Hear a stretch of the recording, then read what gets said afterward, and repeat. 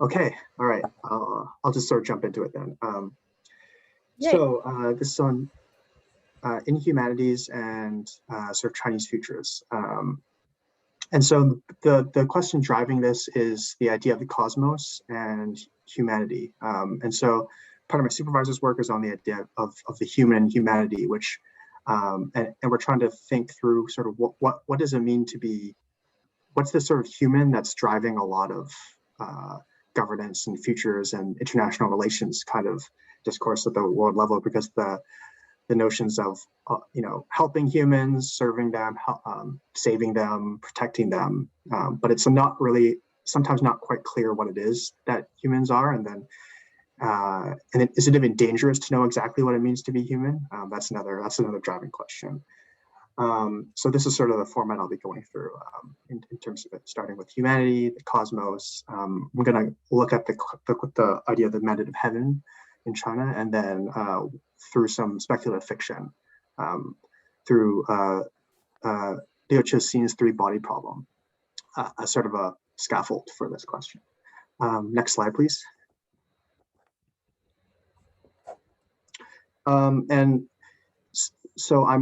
This question of the inhuman that I'm working with is one I'm taking from Yuk Hui, who's a philosopher of technology. And in this book, he talks about how the inhuman is not just the inhumanity being created by, what could be called this sort of global system of appropriation and sort of capture and capital, but also one that shouldn't be confused with the inhuman of sort of the soul, or what is sort of interior to one's being, or the human itself.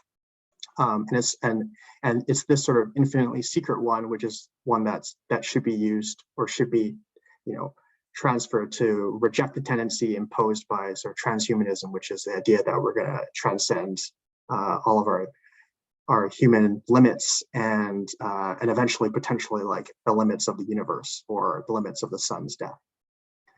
Next slide, please. And this is actually stuff that's actually happening right now. And I'll actually be going back to Western Canada in like a week. So this struck me as interesting or coincidental, but the sort of like heat wave or heat dome, which is sort of interacting with the atmosphere and the sun to create like extremely, like highly sort of chaotic conditions here. So the sun sort of being caught in this high pressure ridge, and then that's going to sit over BC and California and Oregon and the whole West Coast for like another week, and breaking all sorts of records. I think right now it's like 40 degrees Celsius in many parts of BC, which is crazy. Next slide, please. So this is an extension of that. So the question of humanity and the question of nature is one that the anthropologist Philip Descola calls the sort of basic question of scientific naturalism. And this is one based on a nature-culture binary, where sort of nature is sort of everything outside of the human, and only humans are the ones that are able to make cultures compared to everything else, such as lower animals, sort of dead sort of nature that humans are then sort of dominate over, but also have this like they also can't really get away from. And so that's one of the four sort of ontological dispositions that Descola talks about, which is a product of sort of European Enlightenment and sort of Western modernity more broadly. Next slide, please. And this is something that I've come to kind of see as a sort of narrative of fallenness, and what I'm sort of thinking of as sort of fallen angels, as one type of what the human is nowadays, especially within this sort of Anthropocene discourse. So the Anthropocene is the idea that humans have irreversibly changed the planet, but the debate really in these is really just like sort of when do we figure out when that sort of fall happened. And so for some, it's like early Anthropocene, where it's like this dawn of agriculture, and that's sort of like, oh, that's just sort of when things went off the rails in Homo sapien history. And some of sort of capitalism and merchant capitalism in 12th century, or the rise of sort of joint stock shareholder companies like the Dutch East India or British East India, the plantation-ocene, which is sort of sugarcane and sort of the creation of plantations that homogenize a landscape and then create all sort of inputs from sugar and slaves, to the Industrial Revolution, obviously sort of steam engine technology, and then the final one, sort of great acceleration, which is nuclear testing in the US and in the Pacific Islands and across many other countries, nuclear possessing countries as well, and also US consumerism. But all these are sort of just like, when exactly did this thing start and when is like, and then now how do we deal with this new condition of essentially being sort of fallen angels or humans? Next slide, please. And so this is sort of part of where I'm coming from, which is this larger turn in the social sciences towards trying to think about the cosmological or the cosmic context of the kind of questions that are being asked, which I guess I hinted at with the angels part. Cosmology is what Stanley Tambia calls sort of a framework of concepts and relations which treat the universe or cosmos as an ordered system. But the system is not just one of humans and nature, but also one that includes space, time, matter, motion, all sorts of other agents like gods and animals and demons and stuff like that. So there's a much more expansive vocabulary for talking about what's happening within sort of cosmology, and which is sort of scientific cosmology is sort of a subset of that larger one. Next slide, please. And so these are some examples that I sort of found of sort of what are called cosmographies, or attempts to try and visualize cosmologies. So the far left is from the ancient Maya, and the sort of structuring into an upper, middle, and underworld, and then the framing around it of certain sort of mythological creatures and symbols that are important to them as a people.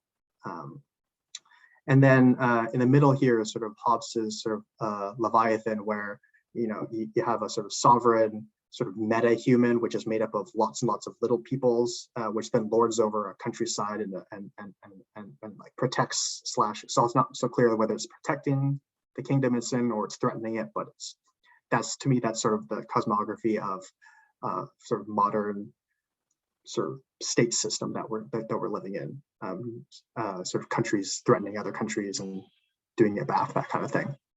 And then the far right is a Chinese diagram. I think it's from a 15th century philosophical text, but sort of laying out how there's sort of an ordering of the sort of universal principles. So you have at the top or at the start, you have the supreme ultimate or the Taiji, which sort of splits into the yin and the yang, and the yin and yang then splits into the 5 elements of the fire, water, earth, wood, and metal. And then from there, each of those sort of splits into a male and a female aspect. And at the very end, you have the creation of all things. It's just the sort of 10,000 things, but really it's more like the innumerable, the infinite things. Next slide, please. And so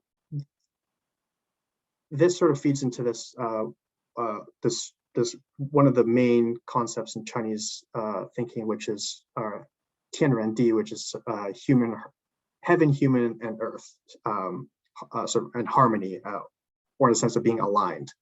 And so this I see as a sort of different twist to just thinking about humans and nature, which would just be Ren and Di, as a sort of bipolar kind of system. And so my interest here is in what exactly is this Tian, and how does that actually change what the relation is between heavens and humans and the earth. Next slide, please. And to do this, I'm going to use or try to think through Liu Cixin's 3-body problem, which is a science fiction, very popular one. He wrote that about 12 years ago. It is a series now getting made into an Amazon show, but it's often compared to sort of China's Star Wars, but I think it's more like Dune, I guess, in the sense that it has a lot more depth than I think, especially the mainstream stuff, like the main Star Wars movies has. But it's really about this three-body problem in physics, which is that you have three bodies essentially sort of equal mass, and they start to interact with each other with gravity, through gravitational force, that they'll begin to move chaotically compared to a sort of dipolar system, which will just sort of rotate around each other, in which case you can't actually predict where things are going to go within that system. Back a few. Yeah, I think I went forward. Sorry. Oh yeah. There we go. Yeah. So yeah. Anyways, when you live under what he's calling three suns, none of the sort of trajectories of the orbits of the suns are actually predictable because it's a three-body system. Next slide, please. And so this, in the book, it actually makes it a bit clearer about how this is actually an instance of the word tian, or heaven. And in Chinese cosmology, tian has been essentially a guiding principle for authority and the ruler, in terms of the ruler being the one that mediates between heaven and earth, and thus has a special responsibility as the sort of son of heaven or child of heaven to sort of rule benevolently, or to do everything possible to maintain the balance and harmony. So in the book, sorry, it's sort of cut off here, but there's sort of an alternation between stable eras and chaotic eras. So chaotic eras are ones where the three suns behave erratically, or they gang up together to essentially scorch the planet, which is sort of this sort of experiments of trying to think through, like, what would it be like to think about us having lived under a single sun, to then transplant some of those philosophies or modes of survival to one where we're living in a tri-solar or a three-sun system. So as you see here, that when a stable era arrives, the king makes a decision based on intuition as to whether to engage in mass rehydration. Mass rehydration is like, basically, should we repopulate the planet? And so the goal is to use our intellect to try and analyze all the phenomena, or the 10,000 things, to then try to understand the pattern of the sun's movement. Next slide, please. I apologize, it's so small. I think it's from the PowerPoint. So in this idea of tian is a related concept of tianming, which is the mandate of heaven, which is essentially the mandate that the ruler has to try to abide by heaven's sort of mandates or changes, I think would be another way to put it. So as sort of the sort of whims or the sort of changes in the sort of celestial sphere shift, then those can obviously bode well or bode ill for a ruler. So they have to try to think, okay, well, what is sort of heaven's will now? And this is from the Book of Poetry, or from Mencius, who is sort of the next big compiler after Confucius within the tradition, talking about how I fear the majesty of heaven, and thus will preserve its favoring decree. And the previous, like early in the paragraphs, it's really about, what is the possibility of a larger state to a smaller one, and a smaller one to a larger one, and those relations are built on this idea that heaven will favor the ones who act well in those relationships. Next slide, please. Oh yeah, this is also bad. So this is a speculative thing about sort of my take of trying to attach the mandate into the three-body problem. And this is another passage from the book where the king is essentially is basically offering or trying to procure smart people to try and help solve this problem. And the sort of failure condition, or if you fail to help, then in this, then you'll sort of get executed. But so in this case, the King Wen is basically offering that, since I know the sun is not a god, the sun is yang and the night is yin, therefore, and then I can create a calendar based on this that will help you to essentially solve this, and then you will gain the mandate of the three suns if you're able to create a measure of stability for your people, even under the sort of chaotic circumstances. And so there's quite a clear reading, I think, that Leo is making here between the mandate of heaven and sort of this chaotic system. But the difficulty being, how do we translate actually like what it is that we should, like, how should you rule like in this very chaotic system.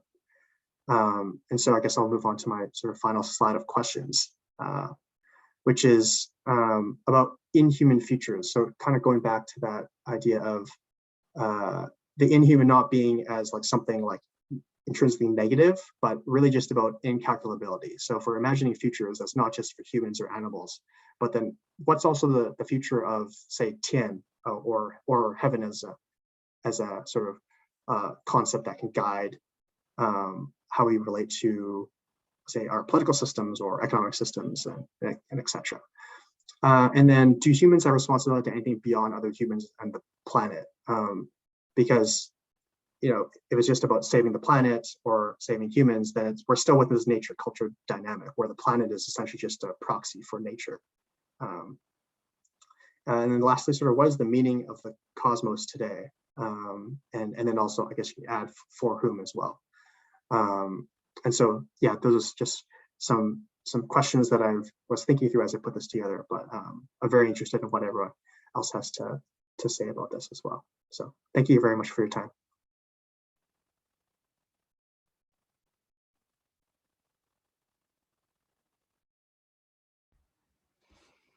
Thank you as well. Jonathan, should I leave this on? It's a bit tricky because I cannot see many participants, but I will just leave the questions for now so that people can, yeah. I think you can. I think you're good to close it down. Yeah. Okay. I can also, I can just post these in the chat as well. These are just, that'd be great, actually. Yeah, thanks.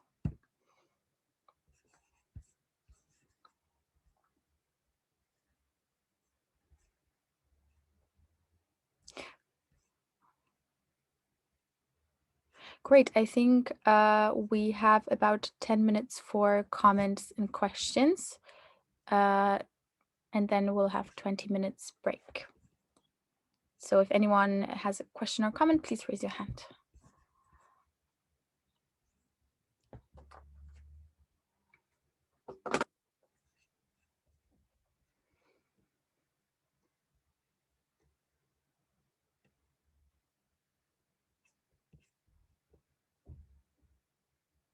Jos, do you want to?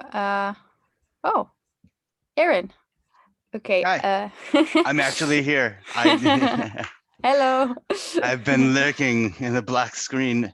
Hi. I've been seeing you. Yeah. No, I've been here. Jonathan, thanks a lot for your presentation, and nice to see you again. I actually I knew Jonathan briefly. Our paths crossed in Hawaii long ago. So thank you, Jonathan, for that, because I think that your work really does bring up the interesting point of cosmology and how that informs people's perspectives, that really their sociocultural starting point to approaching one or more futures. And it really lays a groundwork.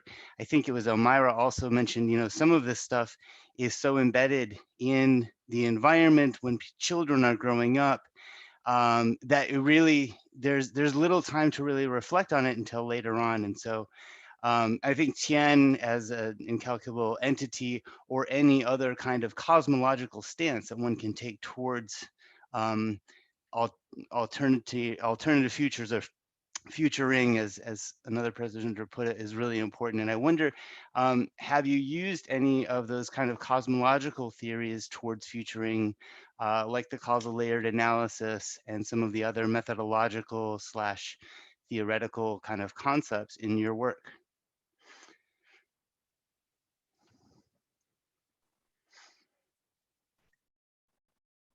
Yeah, thank you, Aaron.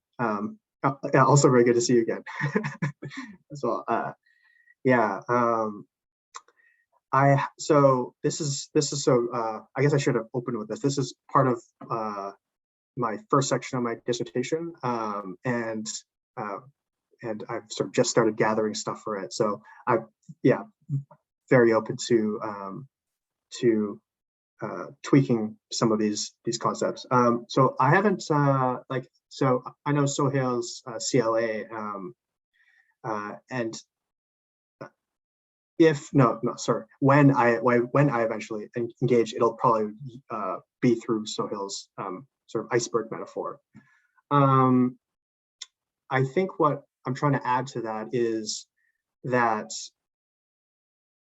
to try to take the structure of futures methods a bit more seriously, in the sense that, for example, in Tianren D that itself could be a sort of like guiding metaphor or structure for how to think futures, because humans can have a future.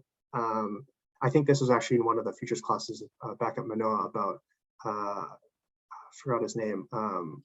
Basically saying that like one of the assumptions about futures was that it always assumes that humans will be in the futures that we're futuring. And I thought that was interesting at the time, but now going through this, it sort of gives deja vu, because I mean, obviously in Chinese cosmology, Ren, or humans, are quite a important part because of the mediating principle between heaven and earth.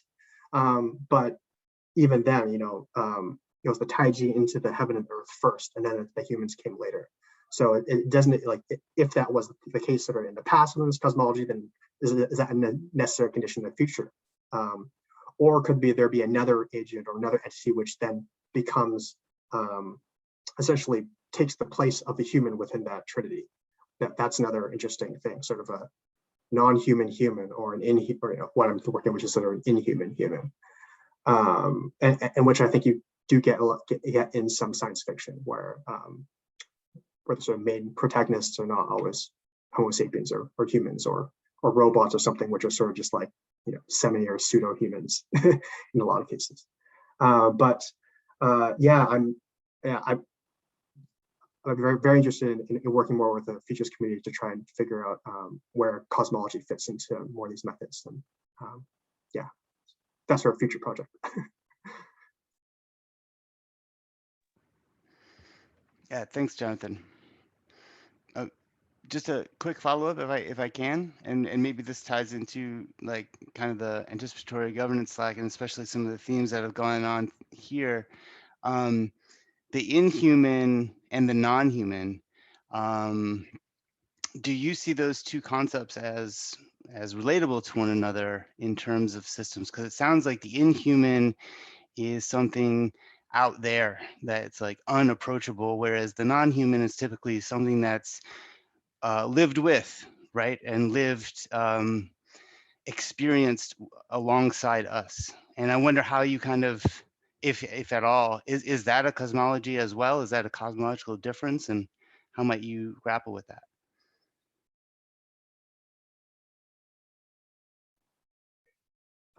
Yeah, that's a really good question. That's my first time hearing about that, like, oh, that the human could be out there. But I can understand that in the sense that Yuk Hui, who I'm taking this concept from, is responding to this idea that the inhuman is this, like inhuman scale of time, such as like time way like before when the earth was created or when the sun will die, like that sort of thing, and how that's sort of so that is one way, but he's actually working towards a more what's the word for it? Yeah, sort of incalculable or ineffable idea of the inhuman, which is that it's really sort of like what he calls like what's more interior to a self than a self, such that we never really quite understand what it is that people or the self is. So this would be like concepts like the Tao in Chinese cosmology, which is something that's sort of in all things, but it has no name. You can't measure it, but yet it guides everything. So it's that sort of idea. And I think this is something to do with my supervisor's project, but trying to get away from this idea that inhuman is basically just like bad things that humans do or humans have done, which is that, you know, sort of genocides and things like this as inhuman things, as if as more of as a way to just sort of distance sort of distance ourselves from parts of history. And to me, I don't quite see that as a helpful definition of the inhuman. I think it's more, sort of like internal or inner to the human, such that it sort of disrupts the human itself. Yeah. And I'm trying to think now how that could be useful for futures, but yeah, I think there's like changing this or tweaking the subject position would be an interesting way, because it might get away from this human-centric idea of futures. Yeah, thank you.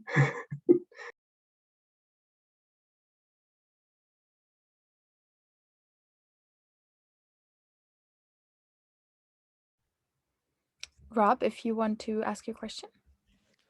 Yeah, thank you, Jonathan. It's a really interesting presentation, and apologies if, as a result of my lack of foreknowledge, this question doesn't really articulate with your work, or it's not something that you're able to reflect on. But I'm wondering, picking up on that last comment you made about sort of subject formation and challenging anthropocentric temporalities and futurities, are there any examples perhaps of how these cosmological temporalities or conceptions manifest themselves in practice or social practice that perhaps are hopeful things we can gesture towards for altered temporalities for the future?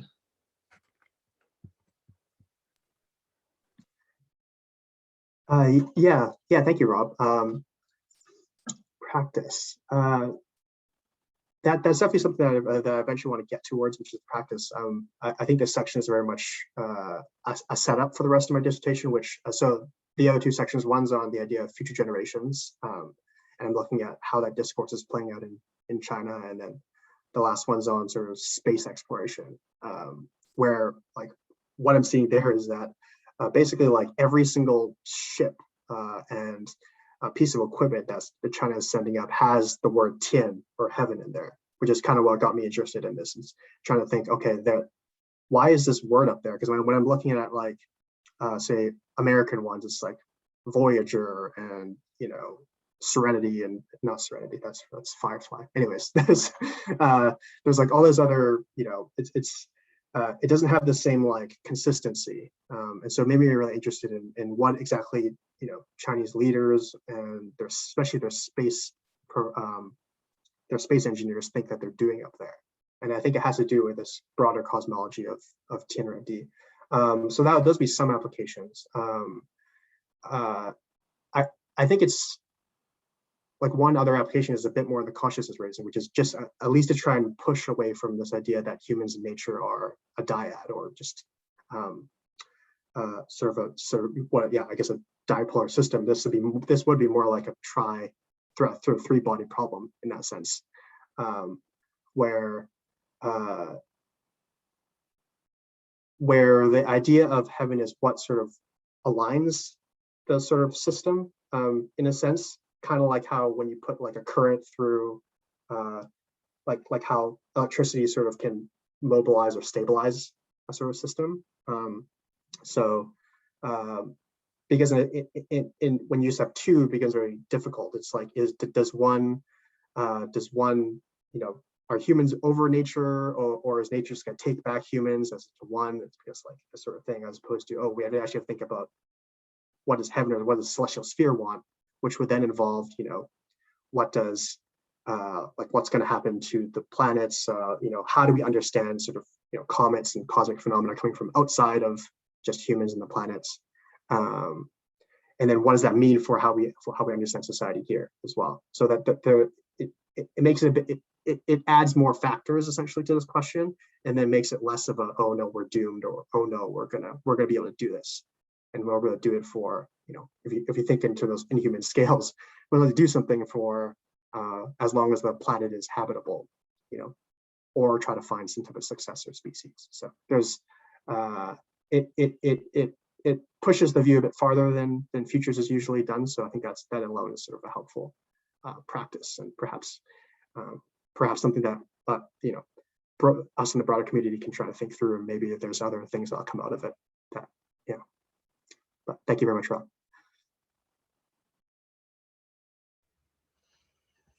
If there's maybe a last question, since we started your presentation a bit late as well, I think we could still have time for one more question or comment. Or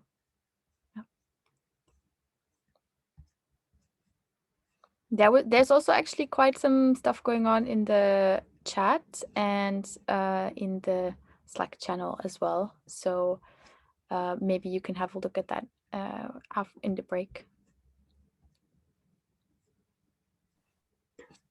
Oh yeah, now I see it. Yeah, I guess I'll just give a last comment about disrupting the inhuman human. Yeah, Christopher, that's exactly that sort of and then you can get around to sort of comparing, different cultures, I guess, of space exploration and what they think they're doing with that, which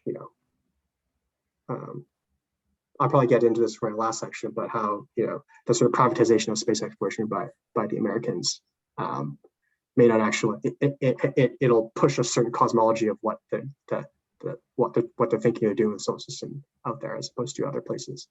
And then Dave's comment on Asimov. I've only read the first one, but that is part of there's a group of Frank Bierman's Earth Systems Governance has done is starting to do some more work on how do we think of like long-term institutions or long-time institutions, things that will last many generations, and then how to maintain a sense of purpose for that long. And so this is where I'm thinking in terms of the part of that distinction between future generations discourse is one which is I would say the dominant one in future circles, which is that we need to start thinking more about future generations, and then we need to somehow institutionalize that, as if the sort of things we're doing about future generations are current philosophies or current cosmologies that then will last for generations, compared to the ones which have already been lasting for many thousands of years. So such as Tian, which has been around since the Zhou dynasty, which is the sort of last great dynasty that Confucius and many of those were thinking through back in 1200 BC. So that's, it's like over 3,000 years. So they've been maintaining this. And so within that sort of tradition, the current CCP is actually not a huge break from this tradition of imperial cosmology. So in one sense, they're groundbreaking, but on the other hand, they're not really. So they're trying to bridge this by thinking through that maybe there's a continuity here, and that the present may not be as transformative as it is, and then that adds a different layer to the future. So you have to think, well, maybe the present maybe we're not the actual bridgers of this great divide in terms of the past and the future, that we need to think more about what things are we maintaining or reproducing, and going to pass on to future generations, and that we don't have to we don't have to recreate whatever that saying is, like do everything anew or recreate everything. Thank you for those comments.